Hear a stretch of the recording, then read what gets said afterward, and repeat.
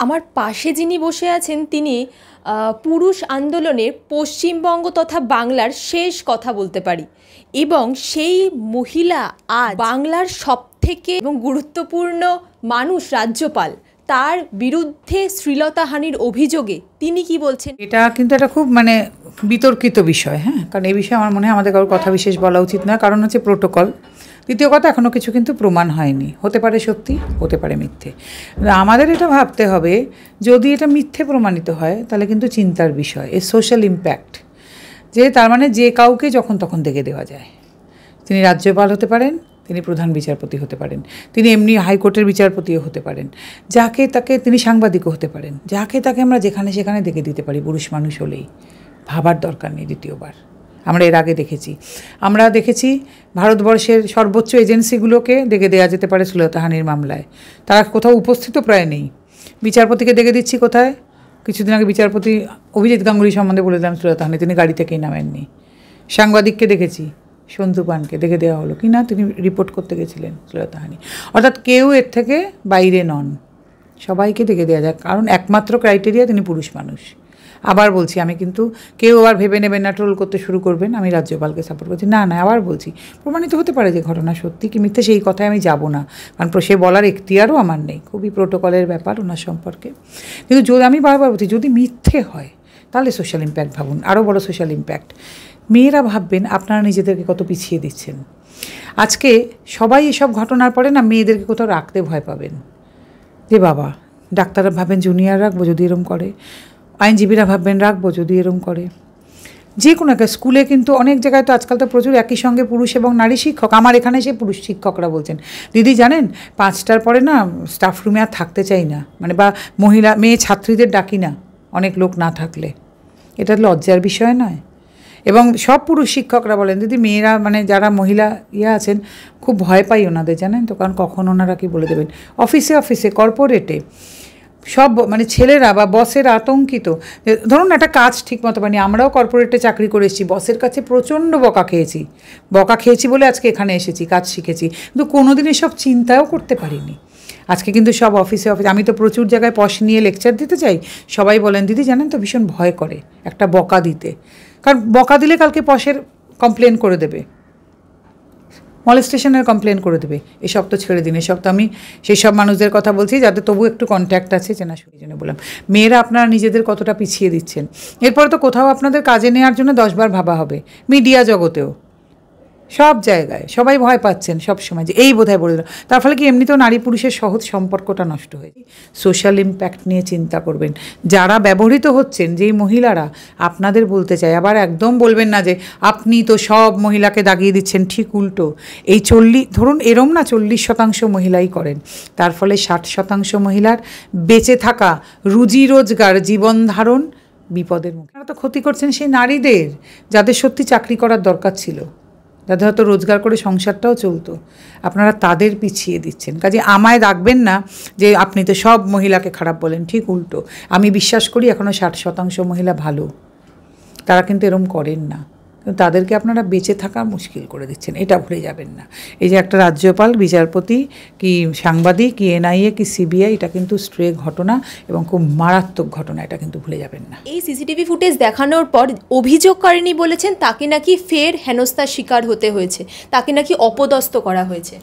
না, আমি আবারও বলছি আপনাকে যে এটা সত্যি না মিথ্যে আমরা এখনও জানি না, এটা একটা বড় ঘটনা, সেটা সামনে এলেই জানা যাবে। তবে এটা কিন্তু একটা বিষয় যে ওনাকে এটা জানতে হবে, উনি যখন এরকম একটা মারাত্মক অভিযোগ করেছেন, ওনার কিন্তু এগুলো ফেস করার মতো দম থাকা দরকার। কারণ উনি অভিযোগটা করবেন আর তার অপোজিটে কিছুই আসবে না, এটা হতে পারে না। কারণ অপোজিট যিনি আছেন, অপরপক্ষ তো চেষ্টা করবেন নিজেকে বাঁচাবার, সে তিনি যেই হন না কেন, তিনিও তো চেষ্টা করবেন, তিনি যে এই ব্যাপারে যুক্ত নন এটা তো করার, আর তার যখন ক্ষমতা আছে অনেকটাই, তিনি তো এসব করবেন। কাজে ওনাকে কিন্তু এগুলো হওয়ার জন্য তৈরি থাকতে হবে। উনি যদি আশা করেছিলেন যে ওনার কিছুই হবে না, এটা তো হবে না, ওনাকে এগুলো হবে, কিন্তু ওনার সেই স্ট্রেংথ ওনার মধ্যে থাকা দরকার। সেই অভিযোগ কি ভোটের আগে রাজনৈতিক দায়রা বাড়িয়ে দিচ্ছে বলে আপনার মনে হয়? দেখুন, এগুলো তো হয়েই ছিল, সবসময় হবে। আবার বারবার বলছি, জানি না সত্যতা বা মিথ্যা, কিন্তু আমি কিন্তু চিন্তিত অন্য কারণে। যদি মিথ্যা প্রমাণিত হয় তাহলে মেয়েদের দায় কিন্তু বড় বেশি বেড়ে গেল। এটা কিন্তু মেয়েদের বুঝতে হবে। এবং আমার মনে হয় সেক্ষেত্রে মহিলাদের থেকে কিন্তু প্রতিবাদ আসা উচিত। আমি পুরুষ অধিকার কর্মী বা আমরা যারা পুরুষ অধিকার কর্মী আমরা তো বলবোই যা বলার, কিন্তু এর প্রতিবাদ করি। আজকে তো যখন হলো এর পরিপ্রেক্ষিতে মুখ্যমন্ত্রী যে কথা বললেন সেটাও অত্যন্ত মানে আমার কাছে মনে হয়েছে ভীষণ একটা মানে কী বলুন তো, ওনার যে বডি ল্যাঙ্গুয়েজ, ওনার যে কথা, এটা না একদম সমর্থনযোগ্য নয়।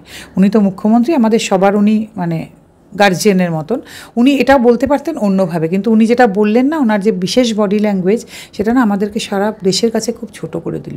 এবং মহিলাদের নিরাপত্তা নিয়ে প্রশ্ন উঠে গেল যে রাজভবন রাজ্যের সবচাইতে একটা জায়গা, মানে কী বলবো, আমরা সম্মান করে চলা জায়গা, এবং সেখানে উনি মাননীয় মুখ্যমন্ত্রী, উনি যদি এরকম করে কথা বলেন মেয়েরা কী ভরসায় থাকবেন?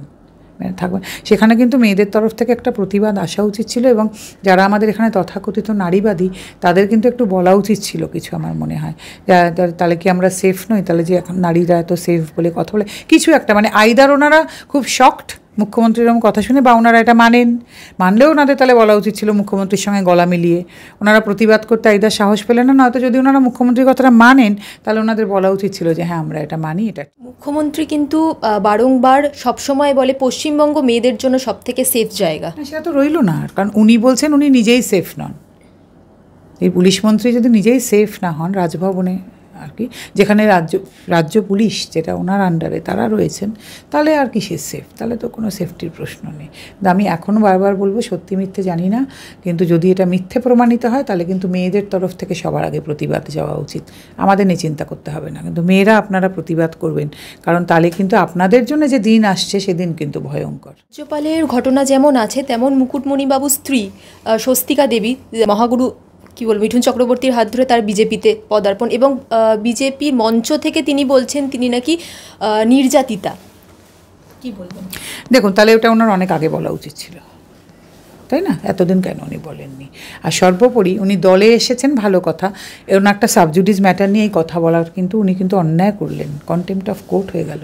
আর দ্বিতীয় কথা, আমি একটা কথা জানতে চাই, এই কথাগুলো বলার কি মানে? কারণ আমাদের কনস্টিটিউশনে কোথাও কিন্তু এটা লেখা নেই যে এইগুলো হলে তুমি কন্টেস্ট করতে পারো না। তাহলে আমরা কিন্তু অনেক দিন ধরে বলছি এগুলো লেখা হোক, যে একটা এমপি এমএলএ কাউন্সিলর এসব হওয়ার জন্য মিনিমাম শিক্ষাগত যোগ্যতা, আপনি কতদিন ধরে রাজনীতি করছেন, এই আপনি আইপিসি সিআরপিসি কতটুকু জানেন, কি জানেন না জানেন হোক, তাহলে নতুনও এটা হোক যে আপনার এটাও কিন্তু বলা হচ্ছে যে এইগুলো থাকলে কিন্তু আপনি কন্টেস্ট করতে পারবেন না।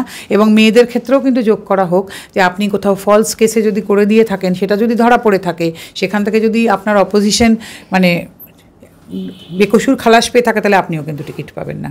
কে বলতে পারে? সারা ভারতবর্ষে তো অনেক মহিলা দাঁড়িয়েছেন, আরও তো অনেক সংরক্ষণের কথা মহিলাদের জন্য ভাবা হচ্ছে। তার মধ্যে বহু মহিলা হয়তো থাকবেন যারা ফলস কেস করেছেন, তাই না? শ্বশুরবাড়ি সম্পর্কে বা কোনো পুরুষ সম্পর্কে বা অধস্তন কর্মচারী সম্পর্কে, ঊর্ধ্বতন কর্মচারী সম্পর্কে, তারা এখান থেকে তারা বেকসুর খালাস পেয়েছিলেন, অর্থাৎ আপনি ফলস কেস করেছিলেন, তাহলে তাদেরও কিন্তু সিট পাওয়া উচিত নয়। তাহলে উনি যে আজকে কথাটা বলছেন, আমরা কি করে মেনে নেব যে উনি এটা ফলস কেস করেননি? কিন্তু উনি কী ভিত্তিতে আজকে দাঁড়িয়ে এই কথাগুলো বলছেন? আর বলছেন যে আমাদের রেজিস্ট্রি ম্যারেজ হয়েছিল তারপরে থাকি না, তারা তো সে দোষে অনেকেই দোষী, তিনি স্ত্রীর সঙ্গে থাকেন না। সেটা কি একটা ক্রাইটেরিয়া নাকি? এই কথাটা উনি দাঁড়িয়ে বলেন কি করে? এরকম খুঁজতে গেলে অনেকেই দেখা যাবে যিনি স্বামীর সঙ্গে থাকেন না, যিনি স্ত্রীর সঙ্গে থাকেন না। এসব কী কথা স্টেজে দাঁড়িয়ে?